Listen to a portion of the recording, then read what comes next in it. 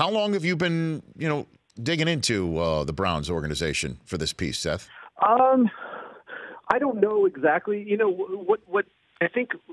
Look, tension in a building, that stuff exists. I think that what matters is when there's something real that's at stake. And when I saw Baker Mayfield become a force in waiting during the second half of the season, I automatically was thinking what is going to happen here? Because this could go great, or it could be red right 88, the drive, the fumble, the shot, and Baker Mayfield.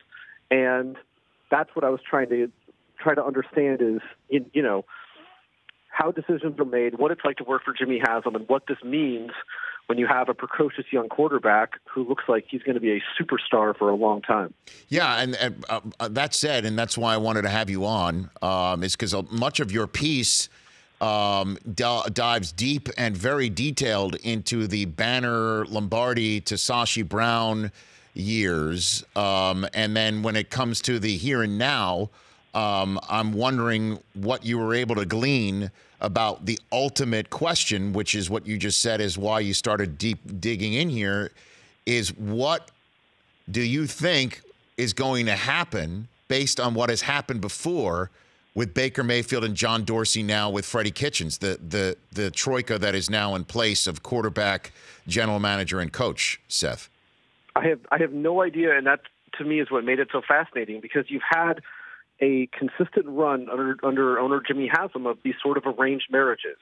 And Jimmy ends up being the arbiter or the tiebreaker in them. And it creates a bunch of backstabbing and mistrust and problems and obviously losing. And that's, how important it is for young quarterbacks to have continuity. I mean, look at Alex Smith, how many offensive coordinators that guy had during his first 5 years of his career. And so for Baker Mayfield to succeed, Jimmy Haslam's going to have to do two things that he has not done before. One is hire well, and the other one is be patient and stay the course, and we'll just see what happens. I mean, I think that there's some reasons for hope, given that Freddie Kitchens is clearly a John Dorsey hire and that he will report to John Dorsey and not to Jimmy Haslam, but we'll see. I think that the jury is out.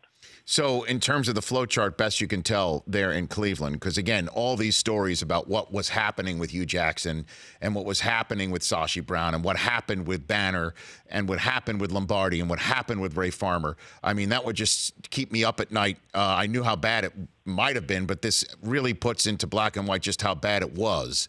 Do you think that Dorsey is in charge and Haslam's just going to let him do his thing right now? Do you think? I think so. And I mean, I think that Dorsey's got a lot of political maneuvering and power in there because he did draft Baker Mayfield. But we will see. I mean, I think that, I reached back to the beginning of Jimmy Haslam's ownership to not just show how he hires people and ultimately how he fires them. It was very important for me to, get inside the details about how these dismissals have gone. But the other reason was because, remember, his offices for his family business that he brilliantly turned into a billion-dollar company were raided by the FBI and the IRS. And I think if that had not happened, the Browns wouldn't be this way under Jimmy, because he wasn't going to be in Cleveland all the time. The family was always going to stay in Knoxville. And when that raid happened and he eventually had to sort of let go of that former life and put his energy and his identity into the Browns, that's where I think you saw a lot of the problems coming. And so we'll just see what happens. I don't know how this is going to all play out. The Rich Eisen Show, weekdays at noon Eastern on Audience.